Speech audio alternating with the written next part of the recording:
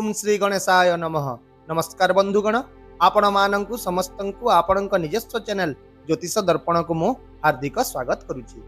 असंतु जानिबा कोन कहूछि आज आपणक राशि आपणक दिन। तेबे चालंतु वीडियोटी आरंभ करिबा आजिर सुविचार सहित। बंधुगण, जदि आपण निजर स्वप्न को साकार करबा को चाहुचंती तेबे कठिन परिश्रम को निजर साथी करि दियंतु, सफलता निश्चय मिलिबो। एबे जानिबा आजिर पंचांग।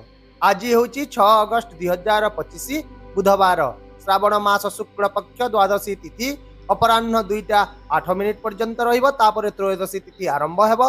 मूला नक्षत्र अपराह्न 12:59 पर्यंत रहिबो। तापर पूर्वाषाढ़ा नक्षत्र आरंभ हेबो।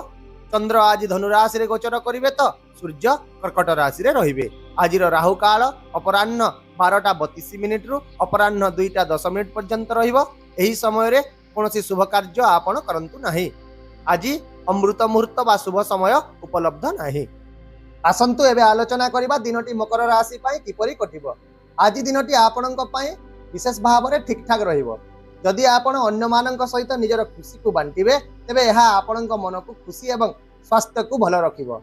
आज आपण किछि नूतन एवं रोमांचकर परिस्थिति रे निजको पाइबे। दिनटी आर्थिक दृष्टिकोण रु मध्य लाभदायक हेबो। आपण बंधु मानक सहित एक भल समय बिताइबे एवं आपणकर स्वास्थ्य मध्य आपणको विशेष भाव रे समर्थन करिवो।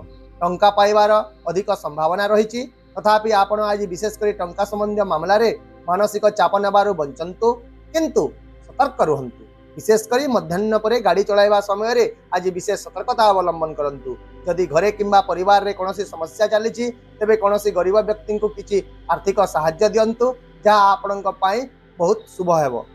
जदि आपणको ऑफिस रे कोनोसी मतामत मगा जाय तेबे एहाकु खुलाखोली एवं आत्मविश्वास रो सहित शेयर करंतु, कारण आज आपणकर चिंताधारा एवं परामर्श को बहुत प्रशंसा करा जिवो। एहा छडा आज जे कोनोसी पुराना काम गुडी को समाप्त होई पारे। केवल आपणको टिके कठिन परिश्रम करबा को पड़िबो एवं समर्पण देबा को पड़िबो। दिनर प्रथमार्ध आपणक पई अधिक अनुकूल रहिबो। एही समय रे जदि आपण चेष्टा करिवे तेबे केवल समस्त काम गुडी को समाप्त करिवे नाही, बरं आपण निजर कथावार्ता द्वारा लोकंकर हृदय मध्य जीति पारिबे। व्यवसाय रे लाभ हेबार संभावना अछि, किंतु कारबार रे सतर्कता नितांत आवश्यक अटे। तथापि व्यवसाय रे टिके सतर्क मध्य रहंतु। आवश्यकता ठारू अधिक उधार दियंतु नाही बा बाकी दियंतु नाही, नचेत आपणकर क्षति होई पारे। आउ मध्य आपणक जीवन साथी हठात कोनोसी काम जोगो आपणकर किछि योजना नष्ट मध्य आज हेबो, किंतु शेष रे आपण बुझी जिवे जे जहा होई थाए ताहा भल पाई ही होई थाए। सेही परि आज आपण परिवार किंबा संपर्कक सहित कोनोसी प्रकार जुक्ति तर्क रु दूरे रहंतु। प्रेम जीवन विषय रे जदि देखिबा आपणक साथी आज कोनोसी विषय रे क्रोधित होई पारंती, तथापि दिनटी साधारण रहिबो। तेणु एपरि परिस्थिति रे बुद्धिमान भाव रे कार्य करंतु एवं संपर्क रे मधुरता बजाय रखंतु। एहा व्यतीत किछि विरोधी किंबा परिवार सदस्य आपणक प्रेम संपर्क रे आपणक पई ही समस्या सृष्टि करि पारंती, जहा जोगो आपणक मन टिके अस्थिर रहिबो। तेणु एही बळी परिस्थिति उपजिले जे कोनोसी निष्पत्ति सावधानतार सह नियंतु एवं तरबर मोटे भी होंतु नाही। सेही परि वैवाहिक जीवन रे मध्य आज जीवन साथी सह कोनोसी कथा को नै टिके मतभेद होई पारे, किंतु संध्या पर्यंत समस्त परिस्थिति नॉर्मल होई जिवो एवं दुहिंक भितरे प्रेम वृद्धि पाइबो।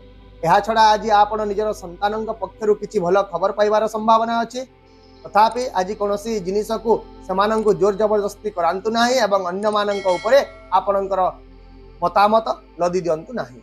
धार्मिक कार्यकलाप रे आपणकर आग्रह आज वृद्धि पाइबो एवं मन रे ईश्वरंक प्रति अतूट विश्वास रहिबो। विशेष करी मध्याह्न परे समस्तंक परामर्श नै आगकु बढ़ंतु, आपणंकु सफलता निश्चय मिलिबो। ताहले बंधुगण, आपणंक पई आजिर शुभ रंग हेउची आकाशिया एवं शुभ संख्या हैला 4। आज भाग्य आपणंकु 60% समर्थन करिवो। एही परि सामग्रिक भाव रे जदि देखिबा आपण आज जदि टिके सतर्कता भद्रता एवं सकारात्मक चिंताधारा सहित आगकु बढ़िबे तेबे आज एक बहुत भल दिन हेबो। तेबे आसंतु जानिबा आजिर विशेष प्रतिकार। आज आपण गायत्री मंत्र जप करंतु, जहा आपणंक पई विशेष लाभदायक हेबो। आशा करूची मो द्वारा देइथिबा एही सूचना आपणंक पई निहाती भाव रे उपयोगी रहिबो। जदि आपणंको हमर एही वीडियोटी पसंद आसिला तेबे दया करी वीडियोटी को लाइक करि दियंतु, हाइप करि दियंतु, शेयर करंतु एवं आपणकर मूल्यवान मतामत कमेंट बॉक्स रे निश्चय जणांतु ता सहित चैनल को सब्सक्राइब करने को मध्य भूलंतु नाही कारण प्रत्येक दिन आम आपणक पई आनी थाउ सठिक सहज एवं निर्भर योग्य राशिफल। आसंता काली पुणी देखा हवा एक नूतन राशिफल वीडियो सहित से पर्यंत विदाय दियंतु। नमस्कार, जय जगन्नाथ।